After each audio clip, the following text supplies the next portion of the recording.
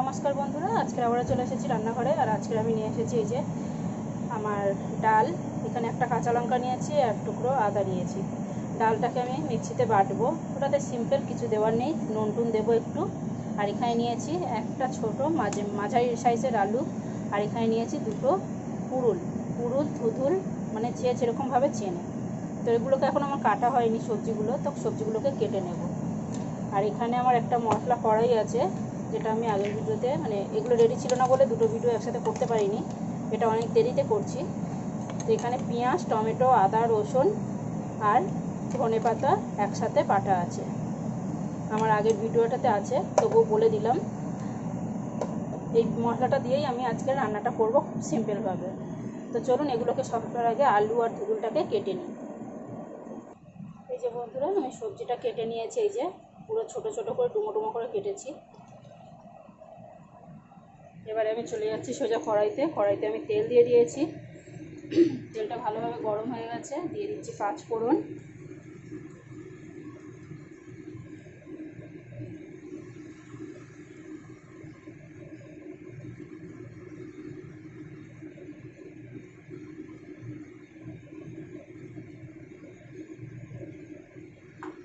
লঙ্কার গুঁড়ো, হলুদ গুঁড়ো, ধনে জিরে গুঁড়ো দিয়ে দিলাম একসাথেই তেলের উপরে।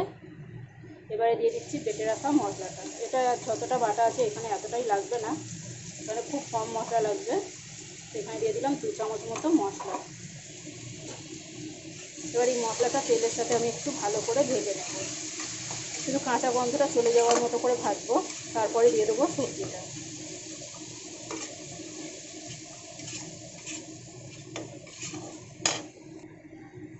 এখানে এবারে গ্যাসটাকে আমি বাড়িয়ে দিলাম। এই যে দেখুন কত সুন্দর করে মশলাটা ভেজে নিয়েছি। এবারে দিয়ে দিচ্ছি কেটে রাখা সবজিটা। এটাকেও এবারে মশলার সাথে আমি ভালো করে একটু কষিয়ে নেব। এখানে সবজিটা বেশ আমি একটু কষিয়ে নিয়েছি 2-3 মিনিট ধরে। এবারে নুন দেব,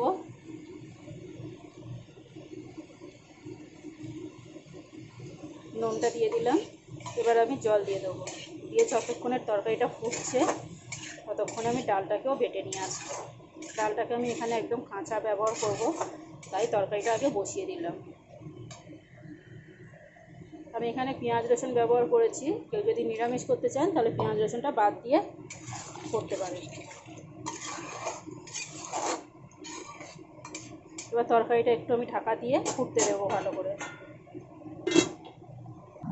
এখানে ডালটাকে আমি মিক্সি জারে ঢেলে নিয়েছি। এখানে দিয়ে দিচ্ছি একটুখানি নুন আর কাঁচা লঙ্কা, আদা তো আছেই। এবারে আমি এটাকে মিক্সিতে বেটে নিয়ে আসবো। এখানে আমি ডালটাকে বেটে নিয়েছি, বাটিতে নামিয়ে নিয়েছি। আর এই যে দেখুন কত সুন্দর, একদম মানে খুব কিন্তু নরম বা পাতলা হবে না। আর এখানে তরকারিটা কিন্তু টকবক করে ফুটছে। ঝোলটাকে কিন্তু দারুণভাবে ফুটতে হবে। এবার এইভাবে আমি ছোট ছোট বড়ির মতো করে দিয়ে দেবো। সঙ্গে সঙ্গে কিন্তু নাড়াচাড়া করা যাবে না।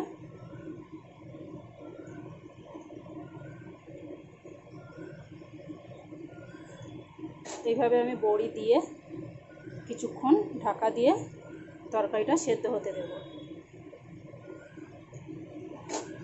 এটা কিন্তু দারুণ একটা টেস্টি রেসিপি, আর একদম খুব সাধারণ। আমি আমার মতো মশলা ব্যবহার করেছি, বন্ধুরা বন্ধুদের মতো মশলা ব্যবহার করতে পারে।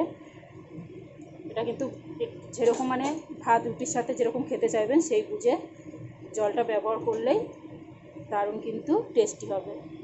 নামাবার আগে ঘি কিংবা গরম মশলা দিয়ে আপনি নামিয়ে নিতে পারেন।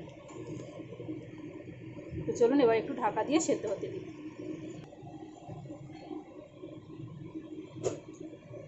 এই যে দেখুন বন্ধুরা, তরকারিটা কত সুন্দর লাগছে।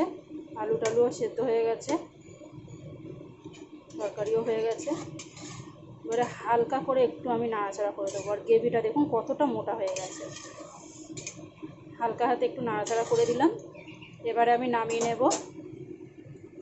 তো তার আগে আমি দিয়ে দিচ্ছি এখানে একটুখানি গরম মশলা আর টেস্ট অনুযায়ী চিনি।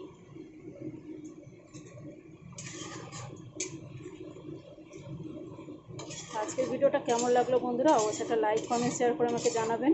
ভালো লাগলে আমার চ্যানেলটাকে সাবস্ক্রাইব করবেন। আর বন্ধুদেরকে অনেক অনেক ধন্যবাদ আমার ভিডিও দেখার জন্য।